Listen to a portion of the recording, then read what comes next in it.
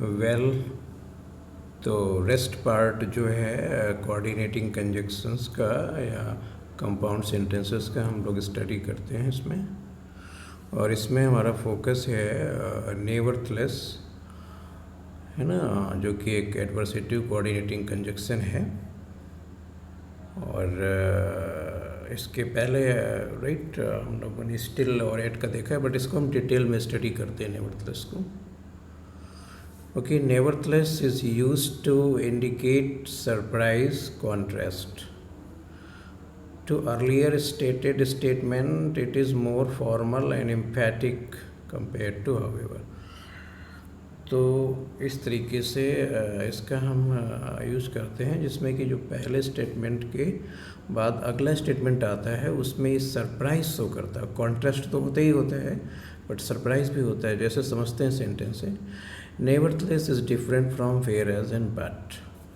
तो little bit है, वो वैसे तो इंटरचेंजेबल हैं, बट लिटिल बिट डिफरेंसेस हैं। It has a special domain of use whenever you think there is something surprising in the next statement, right. Let's see some examples. It was too hot last year, nevertheless we didn't purchase it. देखिए क्या है, surprise भी है, contrast भी है। कि क्या है कि लास्ट ईयर बहुत अधिक गर्मी थी, फिर भी हमने एसी नहीं ख़रीदा। तो अभी एक कॉन्ट्रास्ट भी है और सरप्राइज़ भी है कि भाई गर्मी इतनी ज़्यादा थी और एसी हमने नहीं खरीदा। The level of carbon dioxide is on the rise, nevertheless the coal consumption is continuously growing. Sorry, coal consumption.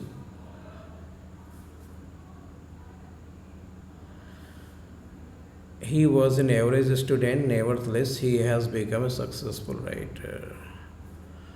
The farmers' societies are rising, nevertheless farmers are not willing to choose other option. देखिए है ना, कि मतलब जो farmer है वो उनकी society बढ़ रही है, लेकिन मतलब फिर भी क्या है कि वो अदर ऑप्शन नहीं कर रहे हैं, वही क्रॉप्स हार्वेस्ट कर रहे हैं, वो उसी एग्रीकल्चर लैंड पे वही सब चीज़ें कर रहे हैं।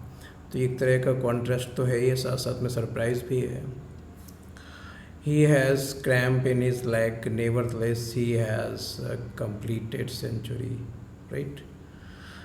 तो लेकिन, या आप कह सकते हो however, या फिर भी कह सकते हो उसके लेग में क्रैम्प था, फिर भी उसने सेंचुरी कंप्लीट की।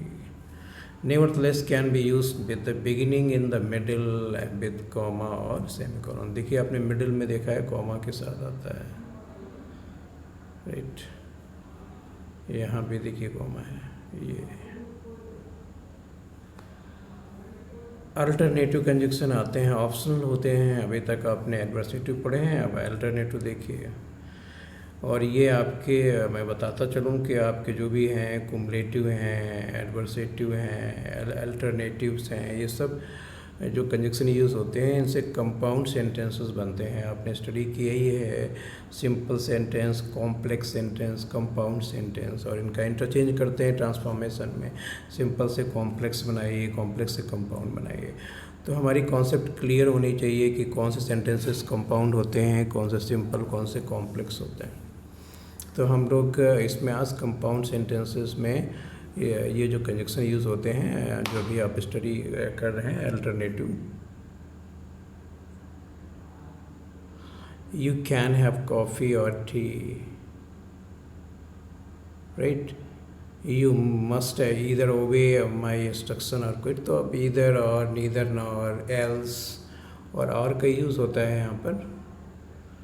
आई विल, इसको हम नाइदर भी कहते हैं, नीदर भी कहते हैं, बहुत प्रोनाउंसिएशन।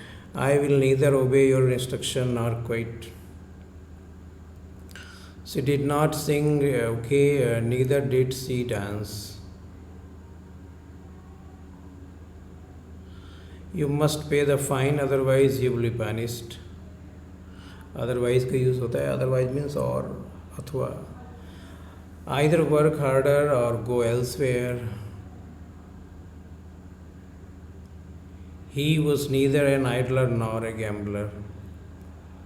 तो अभी आपने इसका स्टडी आप इधर और इधर बिगिनिंग में भी होते हैं और आफ्टर वर्क भी होते हैं।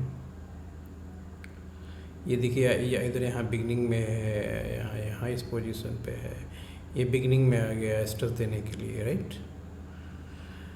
Nether will I obey nor shall you send me packing.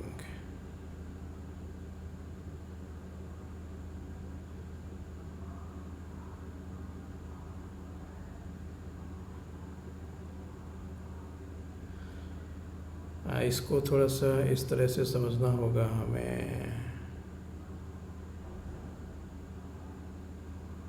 Right.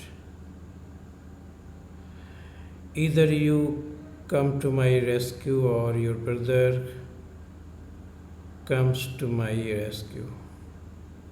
Elective conjunction आता है, ये आपके हैं, इसमें फॉर यूज़ होता है, सो यूज़ होता है, देयरफॉर। फॉर का मतलब बिकॉज होता है, लेकिन बिकॉज आप यूज़ नहीं कर सकते हैं। बिकॉज एज आप यूज़ करते हैं वहाँ पर आप कॉम्प्लेक्स सेंटेंसेस में। फॉर का मतलब यहाँ पे होता है बिकॉज, क्योंकि तो ये कंपाउंड सेंटेंस में यूज़ होता है, right. Something fail for I heard a third, मतलब कुछ गिरा क्योंकि मैंने एक गिरने की आवाज़ सुनी है, कुछ जैसे आवाज़ होती है, थर्ड होता है। He works hard so he will win, okay. So आप जानते हैं इसलिए देयरफॉर कभी यहीं भी यूज़ होता है। He works hard therefore he will win. They must have gone out for nobody answer the phone. हाँ, वो सभी बाहर अवश्य गए होंगे क्योंकि किसी ने फ़ोन का आंसर नहीं दिया, किसी ने फ़ोन पिकअप नहीं किया। तो इस वजह से इस तरह से आपने आज स्टडी किया कोऑर्डिनेटिंग कंजक्शन का, different, cumulative, adversative, alternative and illative. इस तरह से आपने आज कंपाउंड सेंटेंस आपका ओवर होता है।